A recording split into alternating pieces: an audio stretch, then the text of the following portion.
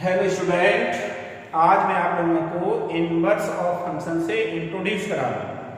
तो inverse of function को देखते हैं। Inverse of function, inverse of function में सबसे पहला सब मान लेते हैं, if f such that a tends to be a bijective function, bijective function. इसका मीन्स क्या है कि फंक्शन f a से b में बाइजेक्टिव का हमारा मीन्स हुआ कि फंक्शन f 1 ऑन टू दोनों है, 1 भी है और ऑन टू भी है। Then a function g such that, g अपने पास कोई दूसरा फंक्शन है, कैसे है, b tends to a such that fog is equal to ib and golf is equal to ia। यहाँ हम क्या कहना चाहते हैं, फॉग और गॉफ अपने पास में कंपोजिशन ऑफ फंक्शन है, यानी कि अगर फॉग मीन्स पीछे g आया, इसका मीन्स फंक्शन g का डोमेन कौन है, b। तो ये किसके इक्वल आया, ib, और गॉफ का इक्वल आया ia। गॉफ में पीछे कौन आया, f का डोमेन कौन, a, ia ib। जी अपने पास में आइडेंटिटी फंक्शन है। आइडेंटिटी फंक्शन को अपन कैसे पहचाने, आइडेंटिटी फंक्शन क्या होता है कि ऐसा फंक्शन जिसमें अपन जो भी वैल्यू रखे हैं और वही वैल्यू मिल जाती है, मीन्स fx इक्वल x। इस टाइप के फंक्शन को हम बोलते हैं आइडेंटिटी फंक्शन। x की जगह जो भी रखेंगे वही अगर हमें मिल रहा है, इसका मीन्स आइडेंटिटी फंक्शन है। अब जो भी तुम रखोगे मीन्स इनपुट वैल्यू जो दोगे वो हमेशा डोमेन की दी जाती है, तो इसीलिए यहाँ सफिक्स में b और a लिखा गया।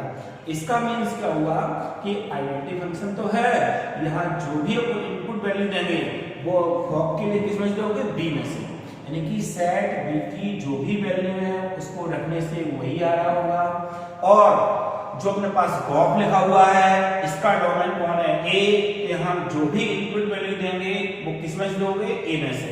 तो यानी कि जो हम रखते हैं उसे रखने से अगर इनकी वैल्यू वही आ जाती है तो इसका मीन्स हो जाता है कि ये दोनों ही फंक्शन आइडेंटिटी फंक्शन के इक्वल हैं, और हम कह सकते हैं हमें कि फंक्शन g एक इनवर्स फंक्शन है फंक्शन f का। Therefore g is called inverse of f, यानी कि फंक्शन g को फंक्शन f का इनवर्स कहते हैं। यानी कि अगर फॉग और गॉफ आइडेंटिटी फंक्शन के इक्वल आ जाते हैं तो हम ऐसे फंक्शन को ही इनवर्स फंक्शन बोलेंगे, और इसको इनवर्टिबल भी कहा जाता है। इसकी अदर डेफिनेशन है, अगर डेफिनेशन कौन सी है उसको अपन कैसे डिफाइन कर सकते हैं, if f such that a tends to be a bijective function बोलते हैं, या इसको हम 1 ऑन टू भी कह सकते हैं, बाइजेक्टिव फंक्शन। यानी कि f अपने पास में क्या है, bijective function, that is f is 1 and onto, f is 1 and onto. अगर फंक्शन है 1 और ऑन टू है तो इसको थोड़ा यहाँ समझना पड़ेगा। 1 मीन्स सेट a के डिफरेंट एलिमेंट सेट b के डिफरेंट एलिमेंट से रिलेटेड है, या हम ऐसा बोले कि सेट a के डिफरेंट एलिमेंट की सेट b में इमेज डिफरेंट है, इसका मीन्स 1 हो गया, मीन्स अलग अलग से रिलेटेड है। ऑन टू सेट b में ऐसा कोई भी एलिमेंट नहीं है, सेट b में ऐसा कोई भी एलिमेंट नहीं है जो डोमेन के किसी किसी न किसी एलिमेंट की इमेज ना हो। इसका मीन सेट बी में कोई बच भी नहीं रहा है, तो वो ऑन टू हो गया। 1 1 भी है, ऑन टू भी है। अगर ये 1 1 भी है, ऑन टू भी है, तो इसका मीन थोड़ा अपन इसको फिगर से समझना है। ए और जी कौन हो गया, बी। ए से बी डिफाइन था, मान लेते कैसे डिफाइन था, 1 2 3 और ए बी सी। 1 की इमेज को हमने मान लिया कौन है, सी, कुछ भी मान सकते हैं। 2 की इमेज बी और 3 की इमेज ए। तो सबसे पहले अपन देख के पता लगाया कि क्या ये फंक्शन 1 1 है। तो हमने देखा कि सेट ए के डिफरेंट एलिमेंट की इमेज डिफरेंट है, इसका मीन्स 1 1 है। चलो ठीक। सेट बी में क्या कोई एलिमेंट बचा जो डोमेन के किसी भी एलिमेंट की इमेज ना हो? ऐसा कोई भी एलिमेंट नहीं बचा, तो इसका मीन्स हुआ कि जे ऑन टू भी है। तो हमने देखा कि फंक्शन है 1 1 भी है और ऑन टू भी है। तो इसका मीन्स अगर एक दूसरा फंक्शन में यहां से बनाते, एक अदर फंक्शन बनाते जो बी से ए में डिफाइन हो, अगर वो बी से ए में डिफाइन है, तो अब इसको याद देखना कि एक अदर फंक्शन बनाया जो बी से ए में डिफाइन है, अगर वो इस प्रकार से डिफाइन है, तो क्या यह फंक्शन भी 1 1 एंड ऑन टू है? तो देखो, सेट बी का प्रत्येक एलिमेंट सेट बी के डिफरेंट एलिमेंट से रिलेटेड है, इसका मीन्स जे 1 1 है। और यहां हमने देखा कि इसकी इमेज अब जे हो जाएंगे, जब जे इनकी इमेज हो जाएंगी तो जे कहलाएगा इसका कोडोमेन, और कोडोमेन कहलाएगा यहां एक भी एलिमेंट एक्स्ट्रा नहीं है, इसका मीन्स जे ऑन टू भी है, 1 1 भी है, ऑन टू भी है। यहां से अगर उस तरफ जा रहे थे 1 1 ऑन टू, तो उससे जो इस साइड आए जे भी 1 1 एंड ऑन टू, तो जे प्रोसेस कहलाती है इन्वर्टेबल। मीन्स अगर इस तरफ से उस तरफ आपने एक रिलेशन बनाया तो बिल्कुल सेम वैसा ही रिलेशन में से बाइजेक्टिव फंक्शन बी से ए में भी बन गया है, इसलिए इस फंक्शन को बोला जाता इन्वर्टेबल। यानी कि अगर कोई फंक्शन 1 1 एंड ऑन टू है तो उस फंक्शन को इन्वर्टेबल बोलेंगे, और अगर वो इन्वर्टेबल है इसका मीन्स उस फंक्शन का इनवर्स एग्जिस्ट है, यानी कि उस फंक्शन के इनवर्स को निकाला जा सकता है। जब उस फंक्शन के इनवर्स को निकाला जा सकता है तो हम यहां कह सकते therefore function f is invertible.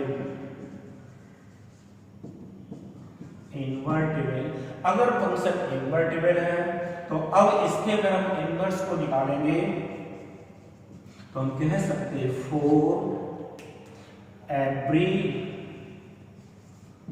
y belongs to D there exists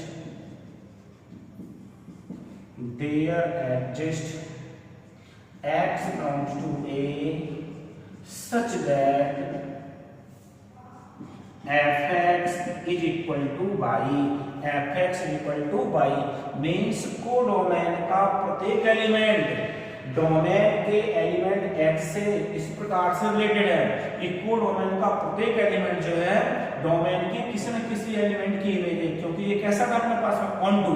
तो जो हम बताना चाह रहे थे कि अगर ये इन्वर्टिबल है मींस फंक्शन का इनवर्स एग्जिस्ट है, तो कह सकते इसमें यहां पे that is f inverse exist means इसके इनवर्स को निकाला जा सकता है। अगर इनवर्स को निकाला जा सकता है, वापस लौटा जा सकता है, तो fx इक्वल टू अगर y है तो इसका मीन्स हुआ, इसको हम ऐसे कह सकते f inverse y is equal to x।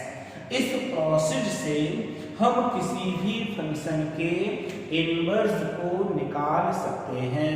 तो ध्यान रखना है स्टूडेंट, इनवर्स निकालने के दोनों ही मेथड है। अगर तुम किसी फंक्शन के इनवर्स को निकालना चाह रहे हो तो इनमें से दोनों मेथड का यूज कर सकते हो। पहला बताया कि तुम गॉफ और फॉग निकालो। इसको हम कैसे निकालेंगे?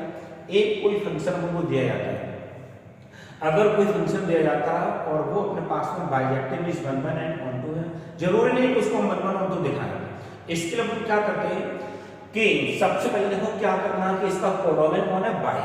कोडोमेन का एक एलिमेंट y ले लेते हैं। मान लेते हैं इसको एक एग्जांपल लेके हम बताना चाह रहे हैं, कोई फंक्शन a लिखा हुआ है 4x + 5, हमें इसका इनवर्स निकालना। अगर हम इस फंक्शन के इनवर्स को निकालना चाह रहे हैं, इनवर्स निकालने के लिए हम सबसे पहले क्या करेंगे, अगर ये फंक्शन a से b में डिफाइन है, a से b में डिफाइन है, सेट b का कोई एलिमेंट हम y लेंगे और यह मानकर चलते हैं कि y x की इमेज है, तो इसका मीन्स हुआ f(x) = y, 4x = 5। यहां से हम वैल्यू निकालेंगे x की, जब x की वैल्यू निकालेंगे तो x अपने पास निकला y - के 5/4, जो बन गई x की वैल्यू। फिर एक फंक्शन g, एक फंक्शन g को इस प्रकार से डिफाइन करते कि gy = y -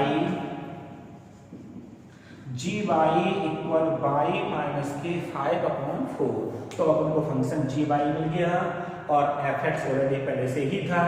इसके बाद अब क्या करना होगा, अब फॉग निकालोगे, गॉग निकालोगे। फॉग और गॉग की वैल्यू आइडेंटिटी फंक्शन के इक्वल आ जाती है।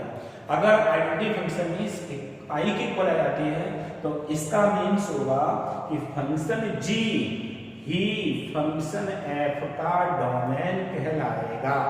तो g इसका डोमेन कहलाएगा। एक तो मेथड जो हो गया।